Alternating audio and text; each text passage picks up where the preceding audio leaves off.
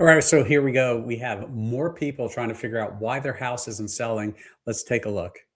Everyone's sending me links on their houses that are not selling. And almost everyone says, can you look at this? I don't want to lower the price, but I want you to see if there's anything else wrong with it. I would argue it's probably almost always price. Yes. But here is what I'm looking at when I'm looking at your links that you send me. Does your house have a very descriptive description?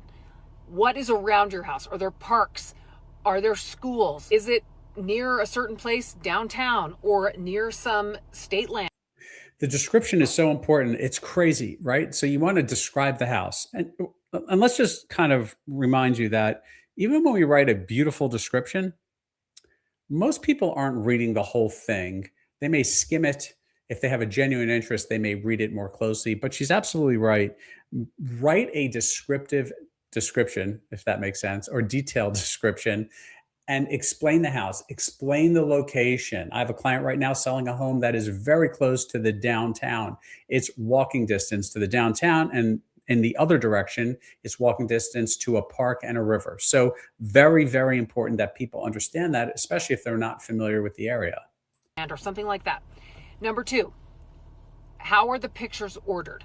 If it takes 15 pictures, outside pictures, to get in your house, you've lost the buyer. They're already swiped. So true. Right. There's no reason to have 15 pictures or even 5 pictures of the front of the house before you get to the inside. A couple of pictures, and then you move on, you're inside. And by the way, they should be in a sequence that makes logical sense, sort of as if you're walking through the house. So as soon as you walk through the front door, you shouldn't have a picture of the second bedroom and then the powder room. Makes no sense.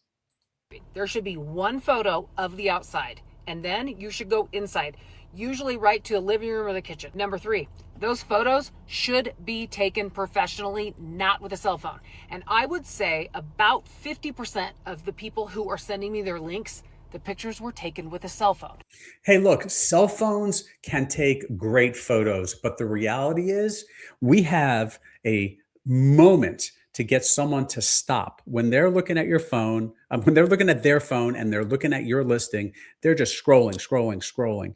And our job as real estate agents, we're marketers, right? We want to make sure, among many other things, we want to get people to say, oh, what's that? Tap.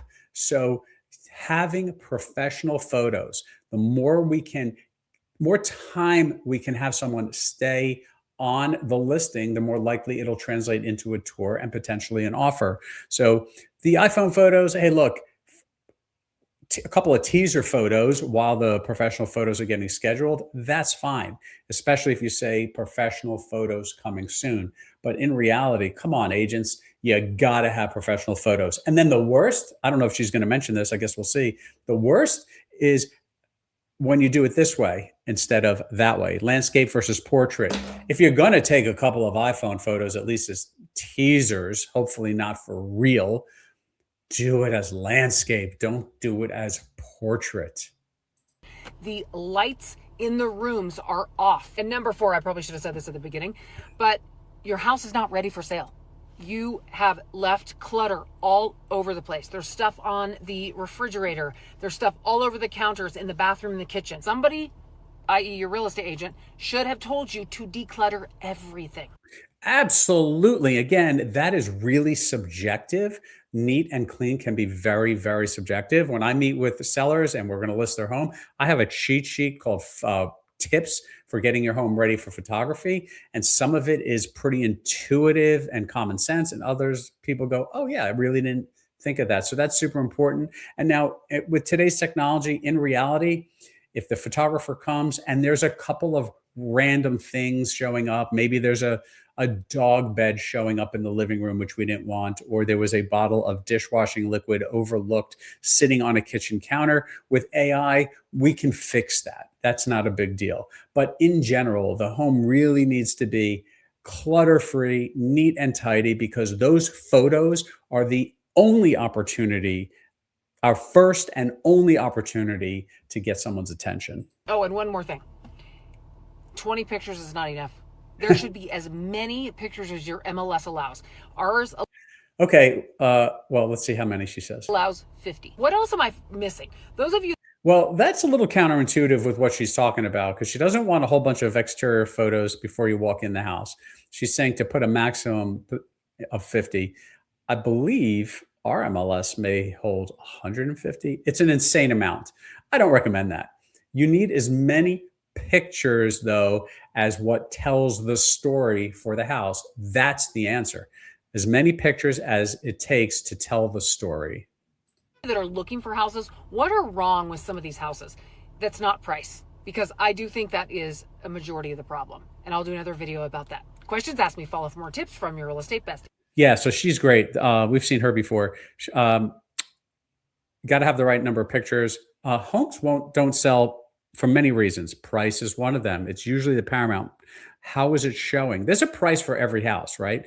But if you do a really good job at getting your house ready for sale, you're going to get market value and you're going to get the interest quickly. You got to have good photos. You got to have a good description.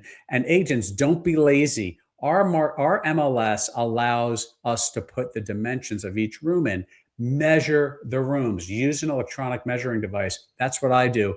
Because when somebody walks into the house, I don't want them to think that the third bedroom is 20 by 20 when in reality, it's actually 10 by 10, right? I want them to understand the real sizes of the rooms of the house. Thanks for watching. Please like this video, subscribe to our channel, and leave a comment below. We will see you guys on the next one.